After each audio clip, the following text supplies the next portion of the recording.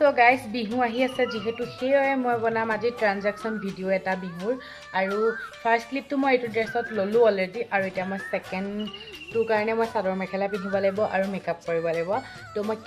কি পিন্ধি আপোনালোকক দেখাই আছোঁ মুগা মেখেলা চাদৰ ব্লাউজ গামোচা মুঠি খাৰু আৰু মই নিজ হাতেৰে বনোৱা গামোচাৰ ছেটযোৰ কেনেকুৱা লাগিছে জনাব আৰু লাগে যদি কণ্টেক্ট কৰিব তো জল্দি কাপোৰযোৰ আৰু মেকআপটো কৰি পেলাই আপোনালোকক লগ পাই আছোঁ তো গাইজ মই একদম ৰেডি হৈ গ'লোঁ একদম চাদৰ মেখেলা আৰু মেকআপ চেকআপ কৰি মেলি আৰু এই গামোচাখন যে এইখন গামোচা মানে মোৰ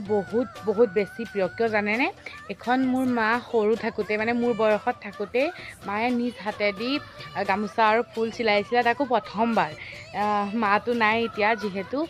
গামোচাখন এতিয়া মোৰ লগত সদায় আছে আৰু এইখন মই বহুত বেছি ভাল পাওঁ সেইকাৰণে আজি এইখন লৈ ভিডিঅ' বনাম মই ক্লিপকেইটা লৈ লওঁ ৰ'ব এতিয়া গাইজ মোৰ ফটোৱে মূৰত ধৰিছে কেমেৰামেনটো আহি গ'লেতো হাই এতিয়া ফটো উঠিবলৈ ঘৰতে উঠিব লাগিব বেলেগতো নুঠিব আমাৰ ইয়াতো সৰু সুৰা ধুনীয়া লোকেশ্যন কেইটামান আছে মানে লোকেশ্যন মানে ইমান ধুনীয়া নহয় আৰু গছ কেইডালমান আছে সেই গছ কেইডালৰ ওচৰতে উঠাম এইখিনিতে ঠিক আছে ন ধুনীয়া হৈছেনে ফটো ভিডিঅ' মোৰ ইনষ্টাগ্ৰাম আইডিত ধুনীয়াকৈ আপলোড কৰি দিলোঁ আপোনালোকে গৈ পেলাই লাইক কমেণ্ট কৰি দিব নাপাহৰিব দেই তেতিয়াহ'লে নেক্সট ভিডিঅ'ত লগ পাইছোঁ তেতিয়ালৈকে বাই বাই